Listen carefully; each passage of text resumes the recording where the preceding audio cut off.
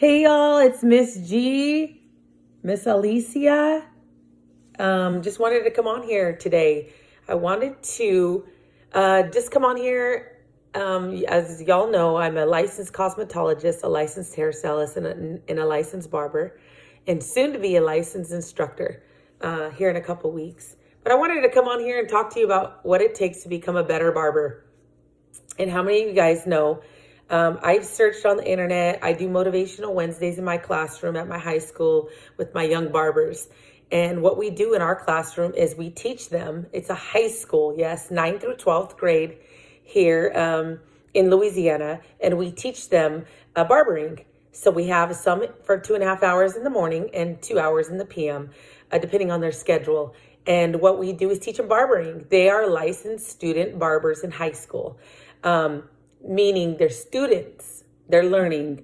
And so what we do is we teach them to get ready to go into, if they're graduated high school. Like I have a couple of barbers that are, a handful that are in our local barber schools here. And I have do offer an apprentice program, which is a longer program, but you're hands-on, ready to go, but it's more like an online kind of type thing to where you have to do it on your own, and it's a lot more intense than it is taking barber school route.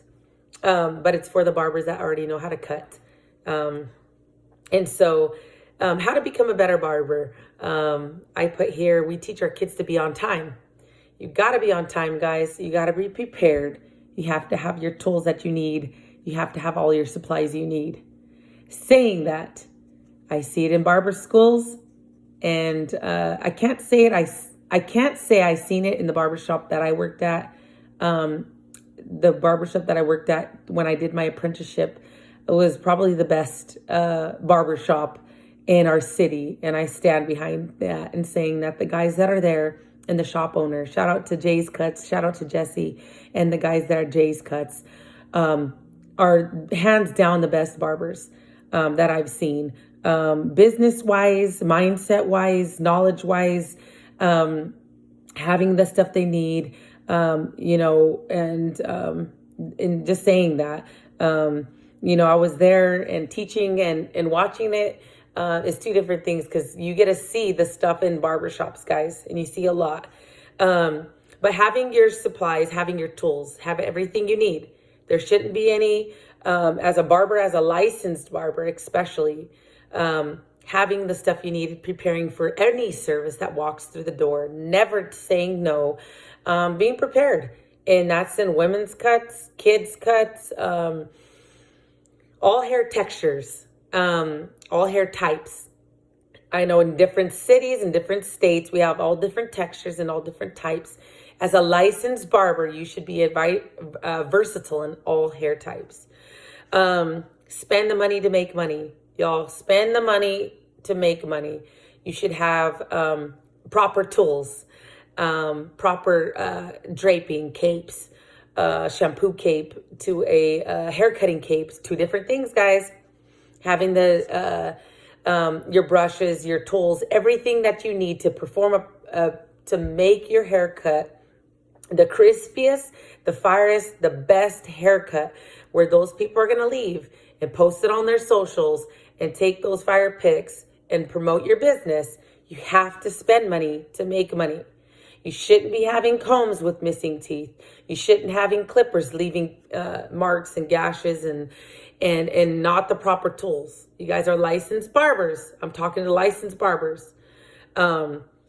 And cleanliness, guys. Cleanliness. And I had sanitation on my notes. Sanitation is key. We have to, if we're licensed barbers, know how to clean our tools. That's where we come into the spray, the cooling spray. We have the H42, which kills HIV viruses also. Andis makes it. We have blade wash, guys. We had Clifford's Side. You can get these things at any supply store, any beauty supply store, Dollar Mania, Sally's, Armstrong McCall, Cosmoprof, all the cosmetology barber women. If you're doing And when I'm talking license, I mean, I'm not just saying barbers. I mean, licensed cosmetologists too, licensed hairstylists, a licensed colorist, whatever you have a license to do in the beauty industry, we need to work on our sanitation. Sanitation is key. We learned this, you guys. A pop quiz real quick for barbers. How long should you leave the clipper side spray or H42 spray on your tools? How long? It should be 10 minutes, you guys. Read the directions on the back of your clipper side or sprays. This kills any bacteria on your tools. You guys, we see ringworm. That means that y'all aren't cleaning your tools. The bumps on the back of the neck.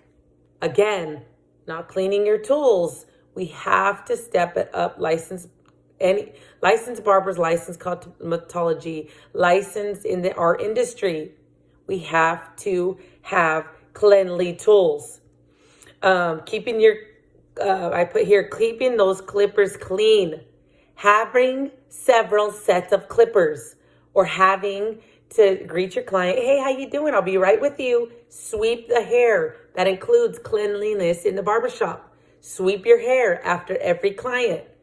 That'll give you 10 minutes to spray the spray on every blade, on any tool that you use, shears, scissors, anything you use. That'll give you 10 minutes if you have one clipper set. And if you don't, spray those. If you have multiple sets, then use the next ones.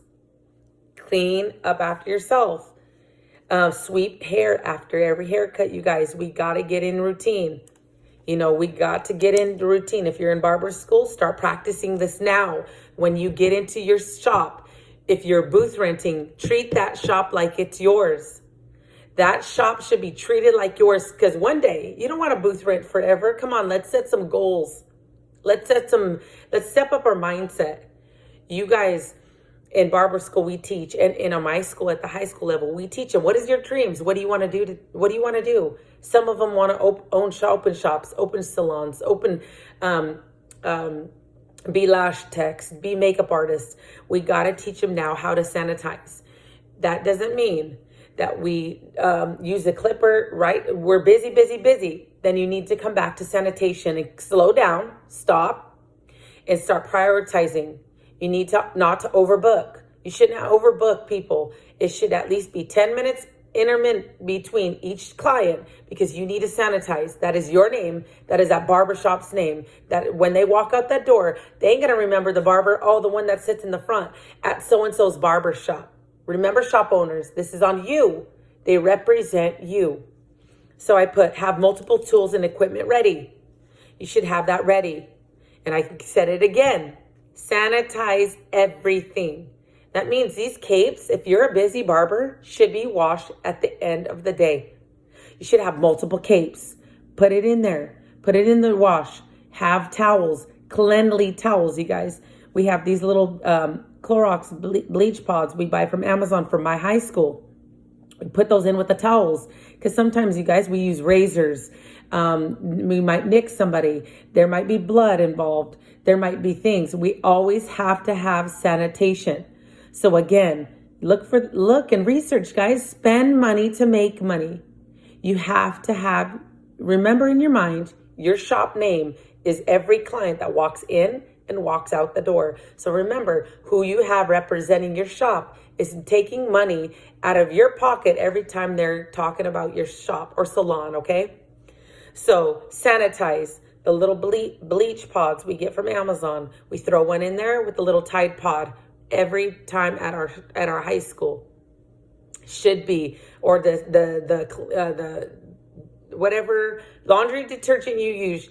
See if there's a bleach one for those white towels, because you want something to be bleached. Because to remind you, every person's going to touch that towel. You need to sanitize that. And if you have to buy new towels, throw the ones that have holes, because you're representing your business again.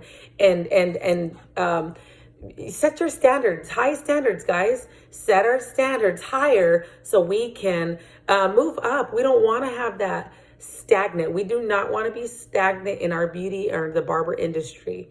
We always want to advance, you guys. Think like a boss. Think like a boss would think. Always Go through your towels, go through your combs, go through everything that's going to represent you. Go out and buy cool spray, H42, blade wash.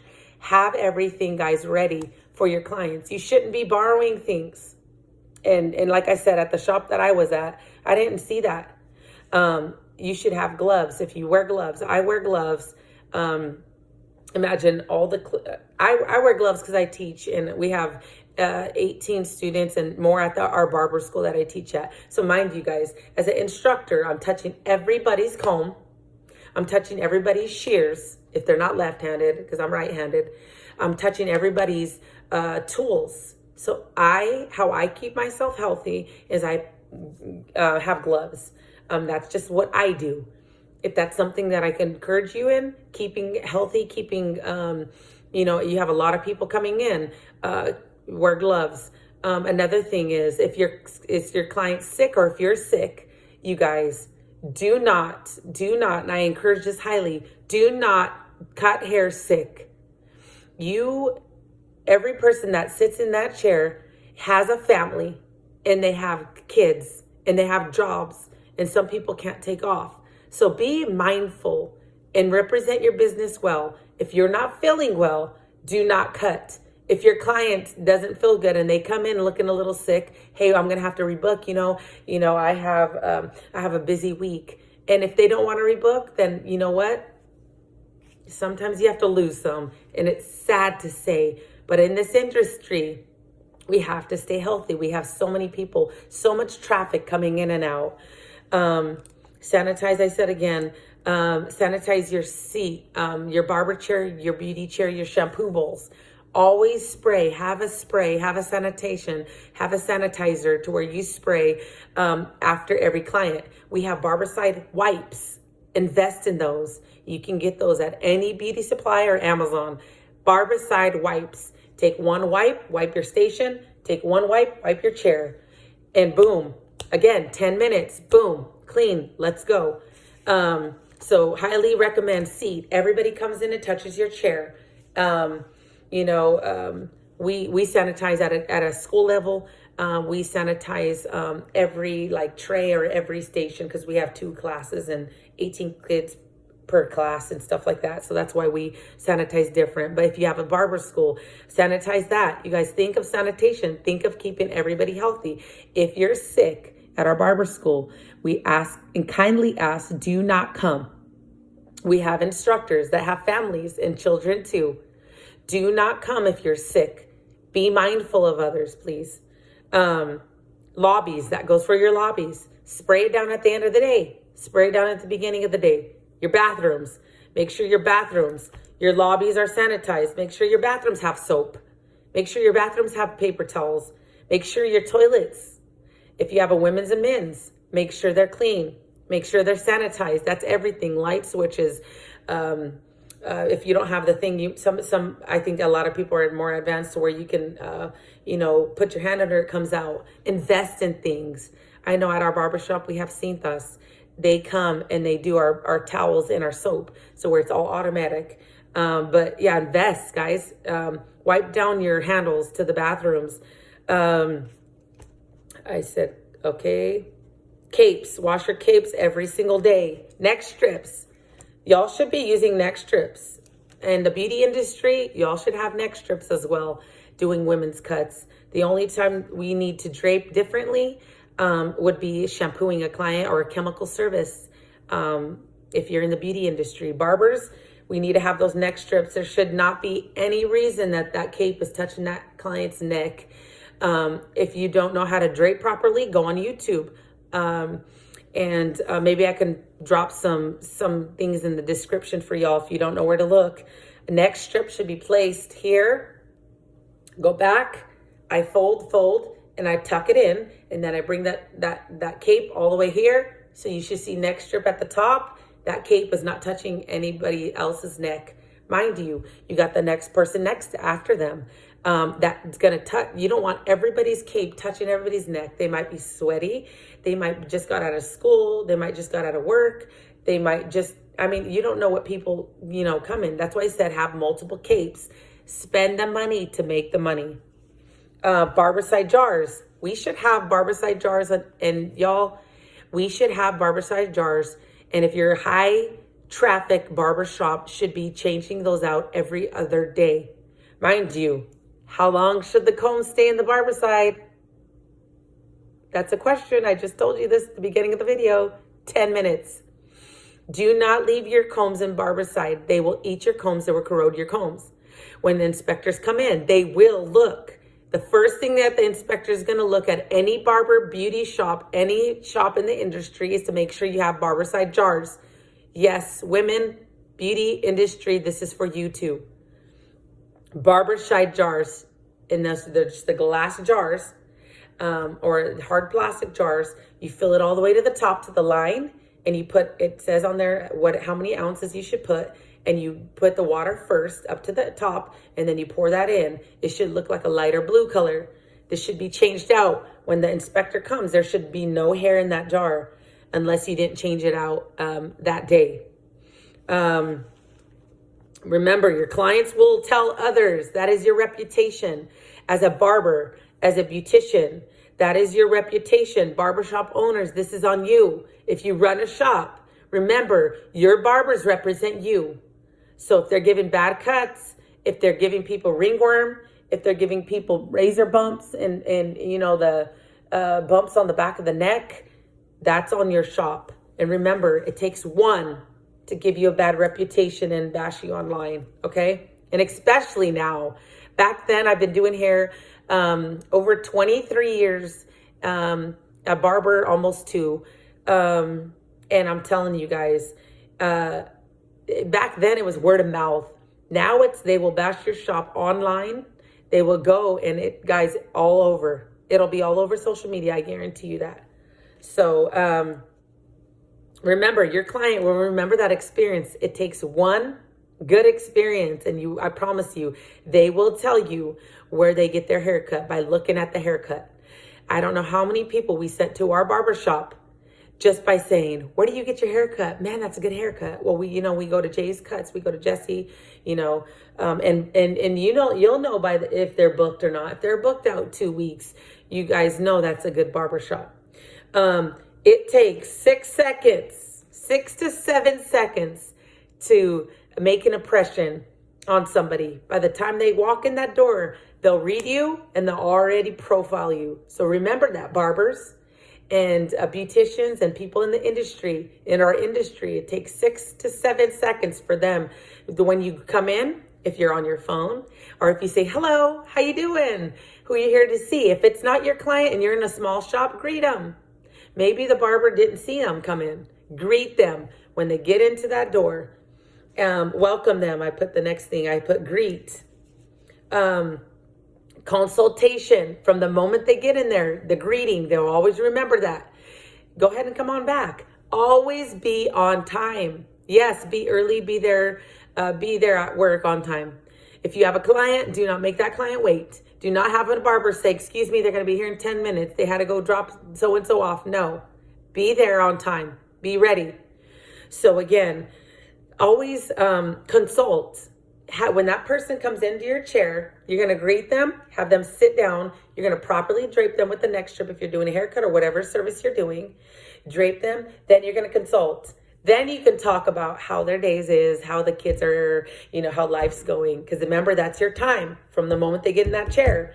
If you cut in 45 minutes, if you cut in 30 minutes, if you cut in an hour, you have somebody else say they come in at 2, you got to get them out at 3. So get them in the chair. Get your comb. You should always have a comb in your hand. There should never be without a comb or a brush to brush down the hair in your hand at all times with a tool. And comb through their hair. As they're telling you what they want, comb through the hair, because again, a better barber, a best beautician, a cosmetologist will check the scalp, right? Isn't that come back to infection control? So you got to check the scalp, because that's going to tell you if they have ringworm, and that's going to infect all your tools that you're putting on the head.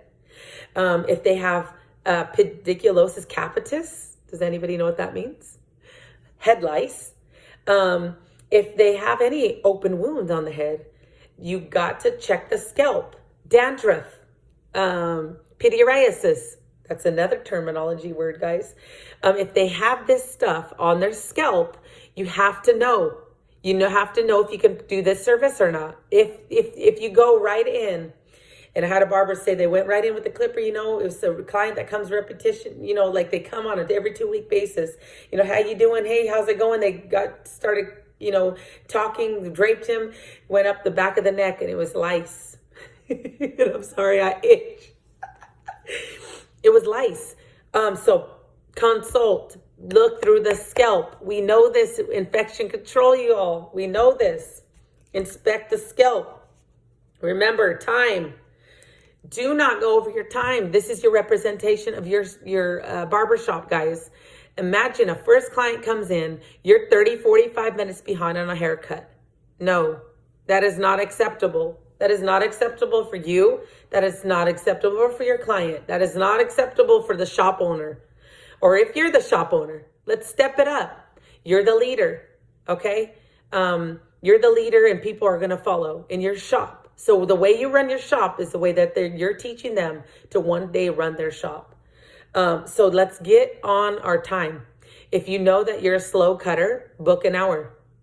If you work on that client and you get faster and work on repetition, work on your technique, maybe you could get it to 45 minutes. Some can cut in 30. Do not book every 30 minutes if you're cutting at an hour pace, okay? So work on your time. And again, I put clean the shop everywhere. From the moment, if it's a door that opened with glass, make sure that glass is clean. If you're in the shop and you see something dirty, pick it up. Maybe somebody's busy, help out. Maybe you see that they can't sweep and your client's not there, sweep. Teamwork, guys. Teamwork is a dream work. And I know that the other people would do that for you. Like I said, I worked at an amazing shop. And I said this in my barber school the other day. I don't remember hearing, hey, can I borrow this? Hey, can I borrow that? Hey, can I borrow your cape? Hey, can I borrow your gloves? I don't remember hearing that at the shop that I was at. And that is a really good thing. Because at barber school, you shouldn't be on everybody's station. You shouldn't be borrowing things while somebody's out. You shouldn't be on somebody's tools, especially when they're paying booth rent to that shop, okay? So let's step it up as barbers. Let's step it up as beauticians in the industry. We shouldn't be borrowing, hey, let me borrow a color. Do you have 3N? I need it for a client, and I can't. If you don't have it, don't book for it, or at your lunchtime, go and get the supplies you need. Don't ever let money walk out that door because you don't have the supplies. Always go in inventory. And guys, I was a shop owner. I was my own, I booth rent from a girl and I ran my own shop. So I know this from experience. Maybe once or twice we had to borrow color, but not hardly ever in the amount of time that I had my own booth. Always go and see what colors you use. Inventory what colors and how many tabs. We did tabs on colors. How many colors we use, or perms or whatever. Or spray or neck strips, you guys. Whatever it is, always have that and know that. And don't be lazy. Don't be tired. Always be prepared. Do not give an excuse that you couldn't go get things. You can get things. Remember, spend money to get money. Don't overbook. I put that. Be considerate of your client's time. That person might be on lunch. They cannot wait 45 minutes for a service. That is not right. And then, especially if they're booking ahead and paying you, no. There's so many different amazing things now, guys, that we can book online. There's Booksy. Now I went blank. The Cut. I know that was popular around here. I don't know if there's other ones, but I hear that. Booksy we did at our barbershop. The Cut was new, I heard here in Louisiana. But guys, they get a book. They paid you already for their cut. You get them in and you get them out. Be professional, okay? Be professional. Know your pricing. Know your worth. Do not undercharge yourself. Do not overcharge yourself. If you're giving out those fire cuts, charge those fire prices, okay? If you're giving out those highlights and colors, know your worth. Do not be in braids. That's huge in our state. Do not undercharge yourself for a 4 to 5 to 6, almost 8 hours braiding service and you're charging them nothing. Know your worth. Know your value. Research it. Talk to other people in the industry. Call around. Some people might help you out with prices. I know a lot of people around here, a haircut's $35 for a guy's cut. A kid's cut might be $25. But if you're giving out some fire kids cuts, you know your worth, charge what you're worth. Edges and lineups. Make sure you can do an edge in a lineup without all this fancy enhancement. Enhancement means to enhance your work already. So, get it to where when we teach this at our barber school is you should know how to work those edgers, those clippers to give a fire lineup without the enhancement. A lot of time, guys, in our industry, what we're seeing is people painting on edges and painting their mistakes. And when that all comes out, you can see all the mistakes. Do not do that, because when that edge comes off, they are going to know that you cannot cut hair and do an improper enhance. You're hiding it with enhancement spray, okay? Make your line super crispy. Use the razor. If you don't know how to use the razor, learn how to use the razor. Boss Man at our Boss Man Barber College had just showed us without edgers. They would use lather at the old school. They would use shaving cream, shave gel. Get that edge with a razor. Did not use an edger, okay? So step it up. Learn. Always learn. Always learn. Do not, and I put it here, do not make, when you make a mistake, do not cover it up with enhancements. Make sure you consult and you repeat back what your client wants. Remember, when they walk in that door, hello, how you doing? Hold the chair for them. The chair should be locked. We teach this in our barber school. Hold the chair as they get in the chair. Whatever proper drape, if it's a neck strip, if it's a towel, whatever service, you drape them.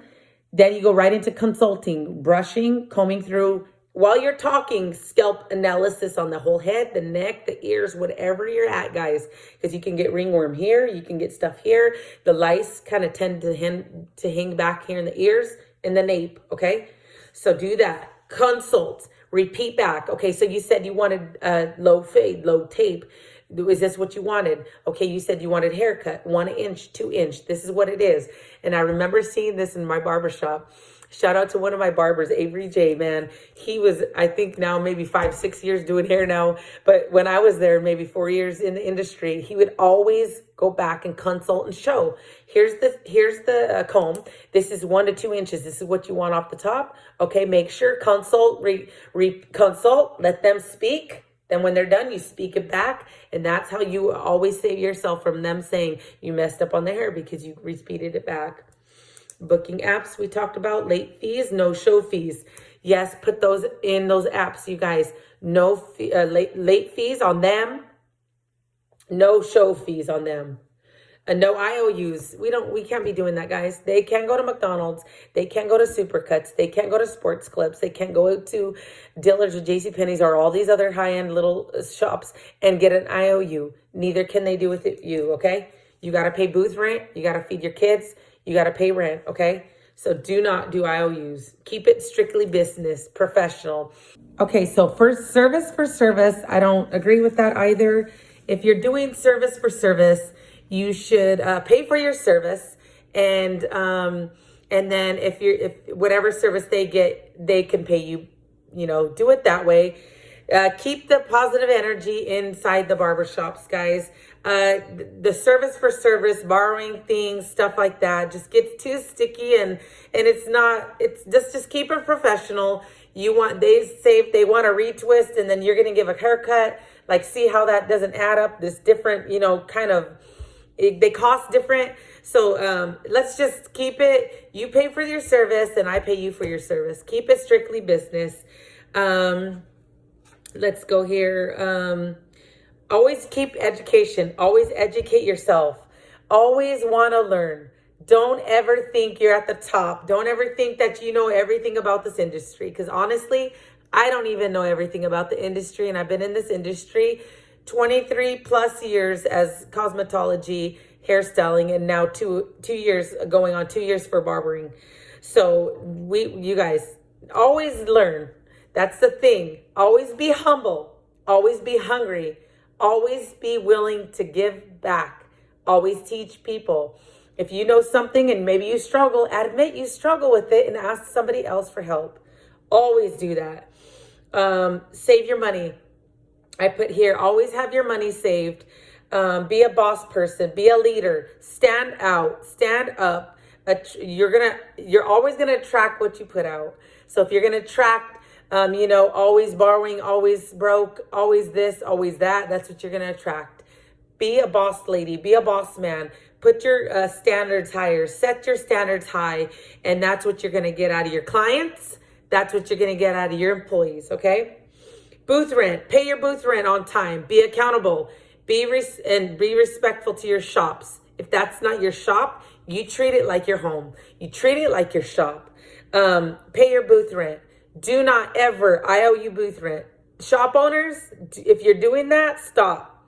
They need to be responsible. What you give out, you're going to attract. Remember that. Treat the shop like your own. For one day, you will have your own shop and practice. So practice now. So I encourage you guys, like we do our barbers in barber school at a college level and a high school level. Always dream big. You can do hard things. So always want to be that boss person. Make a goal. If you love where you're at and you want a booth rent, okay. So start paying off things. Pay off your car. Boss man, he has a goal to pay off his house. You guys, it can be done. Set a goal. Be productive. Have that mindset. Have that boss mentality. You have to have it. So today, if anything you get out of this, you can do it. You can do it. We can become better. Always strive to be better. And one thing I want to always let y'all know is we can do all things through Christ who gives us strength. Come back to who has blessed us with ability to be these amazing, talented artists, barbers, cosmetology, hairstylists in this industry. Always give back. Always look for what you can do.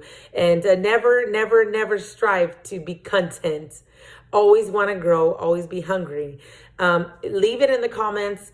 Ask me questions. Pick my brain. I would love to give you advice. I would love to answer questions. I would love to, if it's about business and booth rent and tax and what you can write off, guys, tell me what videos you want.